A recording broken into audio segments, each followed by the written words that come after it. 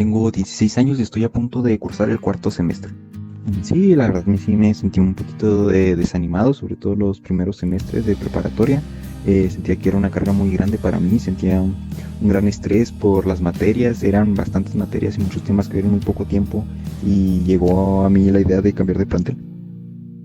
Una de las razones del desánimo de los alumnos al tener una visión o imagen de los estudios en la escuela es la desenfrenada inclinación que muchos viven hacia las cosas tangibles como el celular de moda, la ropa de moda, en fin, de tal forma que solo les es atractivo aquello en donde puedan obtener y usar estas cosas materiales. Y como la escuela no es precisamente un lugar para obtener el placer de ellas, pues los estudios y la escuela no es su ideal a alcanzar. En un mundo donde las tecnologías y el materialismo dominan nuestras vidas, parece que hemos olvidado la esencia de lo que significa ser verdaderamente humanos. Pero, ¿y si miramos hacia atrás, hacia nuestras raíces más profundas? Los antiguos nahuas tenían una visión única de la educación: formar rostros sabios y corazones firmes. En este viaje exploraremos cómo este pensamiento puede iluminar nuestro presente y guiarnos hacia un futuro más humano. Para los nahuas, la educación no solo se trataba de aprender conocimientos, era un proceso para formar la identidad y la voluntad del individuo, lo que ellos llamaban rostro y corazón. Un rostro para reconocerse a sí mismo y un corazón para actuar con firmeza y propósito. Así se construía el ser humano maduro, aquel que podía enfrentar la vida con sabiduría y fortaleza. Como escuchamos, este enfoque no solo era práctico, sino también profundamente espiritual.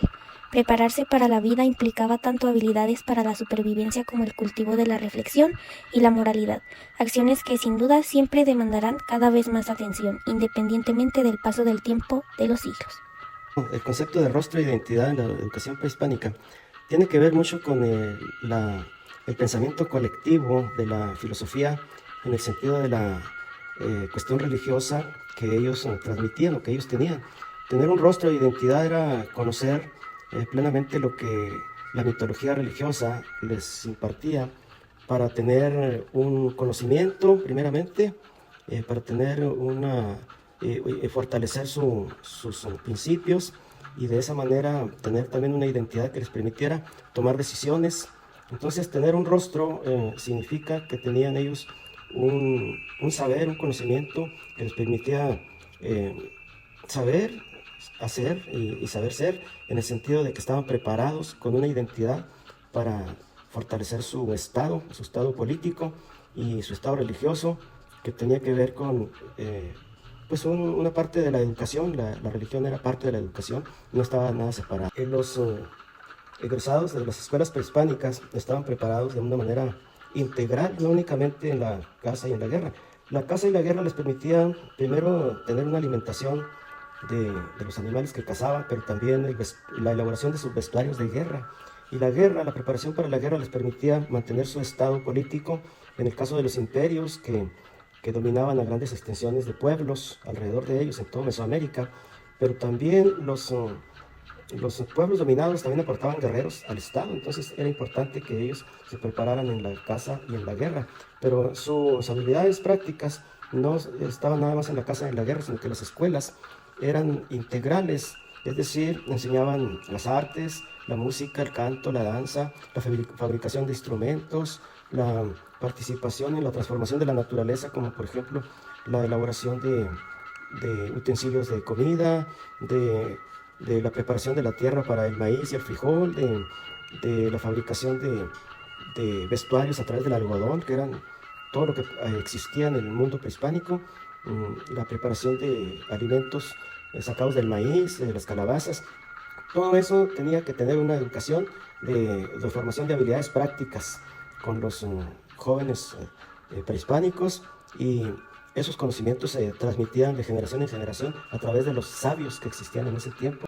Los maestros tenían una misión trascendental: hacer sabios los rostros ajenos. Esto significaba guiar al alumno para que descubriera su propósito potencial.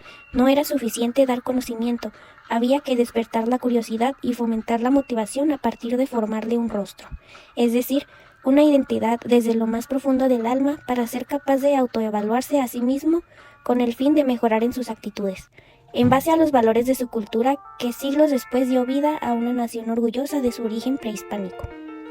Hoy, este enfoque resuena más que nunca.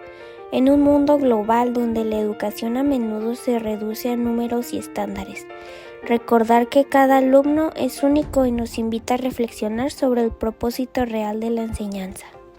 Yo creo que sí podrían aplicarse los principios de aprendizaje, de precisión, de compromiso, de conciencia, de ser personas preparadas, siempre y cuando se adaptaran a nuestros tiempos, porque pues vivimos en una generación muy diferente, donde hay redes sociales, donde hay mucha información global que viene de todas partes del mundo. Entonces, en aquellas épocas, pues la educación era universal, pero solamente de la parte que era lo que era la Mesoamérica, de los conocimientos que se retroalimentaban entre ellos mismos. Y ahora la información es mucho más amplia, de culturas orientales, de Medio Oriente, de Europa, de los pueblos anglosajones. Entonces tenemos influencias muy diversas. Para aplicar los principios náhuatl en nuestra educación, tendríamos que ser conscientes de cuáles son esos principios. Por ejemplo, conocer nuestro lugar, nuestro clima, nuestra tierra, nuestras situaciones geográficas, apreciarlas, aceptarlas y saber que somos simplemente por vivir en este lugar privilegiados por nuestra naturaleza. Si lo pensamos en ese contexto, creo que sí lo podemos aplicar siempre y cuando lo adaptemos a nuestros tiempos. Pero si pensamos en la necesidad de formar, pues un rostro sabio y un corazón firme, no toda la misión educativa recae sobre la escuela. Es vital el abrazo, las palabras, el acompañamiento de la familia. El rol de la familia, sobre todo de los padres, debe ser el rol de formar un individuo socializable que cumpla con las normas elementales del comportamiento social para acudir a un centro educativo con la mejor disposición a adquirir conocimientos técnicos para que en el futuro le ayuden a desarrollarse en la carrera que él quiera, ya sea por el lado de humanidades, por el lado científico, por el lado de ingeniería. Pero repito, sobre todo deben de tener los papás un rol de que el niño tenga la capacidad de socializar con sus compañeros para guardar el debido comportamiento durante sus horas de colegio y estar educado de cierta manera para que esté predispuesto a recibir el conocimiento que le van a impartir sus maestros. ¿Qué nos enseña el pensamiento náhuatl sobre la educación actual? Nos recuerda que el aprendizaje implica construir juntos una vida social fundamentada en los valores que nos han constituido como nación. Es una filosofía que promueve el respeto por nuestras raíces, pero también por nuestras diferencias, uniendo el pasado y el presente para forjar un mejor futuro. En este sentido, rescatar las raíces culturales no es un acto nostálgico, sino de un compromiso con la formación de personas integrales que un día dejarán en manos de las siguientes generaciones el legado educativo prehispánico para que éste permanezca como identidad que traspase al tiempo mismo.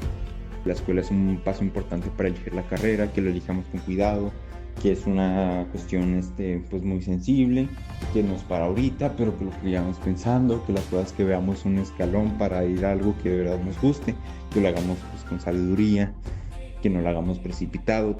Sí, los papás son clave fundamental en el desarrollo educativo de cualquier niño, de ahí son las bases para lo que va a ser en un futuro. Si el papá le exige o no le exige estudiar, va a repercutir pues profundamente.